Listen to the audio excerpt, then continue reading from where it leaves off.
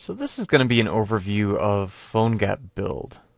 You can get to PhoneGap Build by going to build.phonegap.com.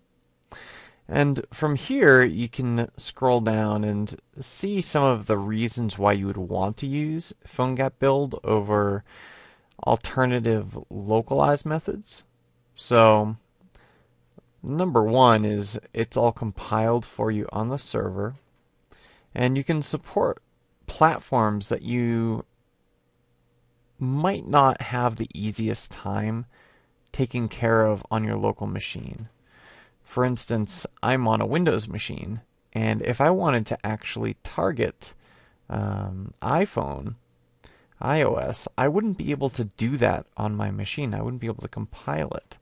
I would have to use Xcode for that or something, and I just don't have that on my machine since it's not available for my platform. However, using PhoneGap Build, I can do that. So, scrolling all the way down here, you can see that there's a free plan and there's a paid plan. The free plan gives you unlimited open source apps, so those are public from a GitHub repository, and also unlimited collaborators. So, other people can collaborate on what you're doing, either submitting code or testing your app. You also get one private app for free. So this is probably what most people are going to want to do.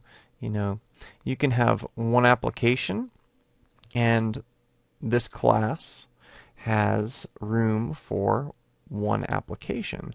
So this works out perfectly. If you already have an Adobe ID, you can easily sign in from right here. If you don't have one, you can do register, and you can register yourself with an Adobe ID. So we clicked sign in. I don't know why it's taking so long, but here we go. So I'm going to just sign in here. And it's going to load up my apps. So I only have two apps up in PhoneGap Build.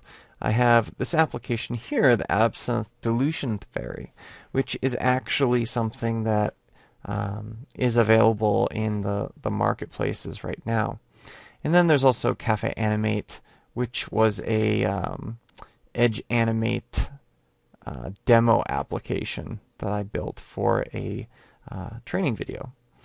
So if we look at, say, this one right here, we can see that you can publish to all of these different platforms. And once it's set up, you can update your code. In this case, it's coming from GitHub for my Absinthe Dilution Fairy. But in the case of Cafe Animate, it's actually coming from just a zip file that I uploaded.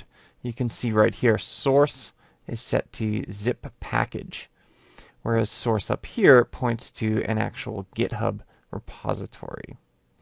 So what you can do is actually, if you don't have an app yet, you can create a new app. So if I wanted to paste a Git repository, I could do that here, or I could just upload a zip file, and this would be a zip file of HTML, CSS, and JavaScript. And once it's up there, you can do a number of things to it. So for instance, let's go to Cafe Animate, since this is my demo application. So here I've got a little description. You can give it a title. This is kind of interesting. This is a QR code that you can scan with your mobile device to install the actual application on your device. You can see here that we have update code. So every time you create your code package, you create a zip file of your HTML and CSS and JavaScript, you can upload that zip file and it will update your app in PhoneGap Build. You can also choose to rebuild everything if you want. So if I click rebuild all right now, you can see down here that we have all these different platforms. So this is iOS, we've got Windows Phone, we've got some kind of bizarre HP thing, which I don't even know what platform that is.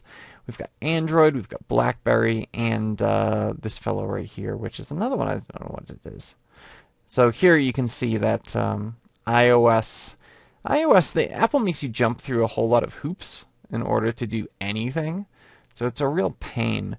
You can easily create a debug APK here without any key selected and install it on your Android device. So if you have an Android device handy, whether it's a tablet or a smartphone, I would absolutely recommend doing Android. Else, iOS is a real pain. You probably don't want to go there. So you've also got, aside from builds here, you've got collaborators. So you can add collaborators here. You're probably not going to want to do this for the class, but it's available. And then you have your different settings. So settings is where you can also choose and upload your source package. You can choose to enable debugging or not. You can enable hydration. And what hydration does is it allows you to have an intelligent version of your application on the device where every time you actually have a new build created on the server, if you have hydration enabled, it will automatically update or prompt you to update that on your device. So it's pretty handy. Then you have things like an icon you can put up there, the title, the package ID, so this is like an app ID, version number, and description and so forth. And you can delete the app from here as well. And that's about it. PhoneGap Build makes it very, very simple to go in and either submit your code through a zip file or through Git repository and just start building your application. Of course, you're going to have to, go through and choose an IDE to create your application first.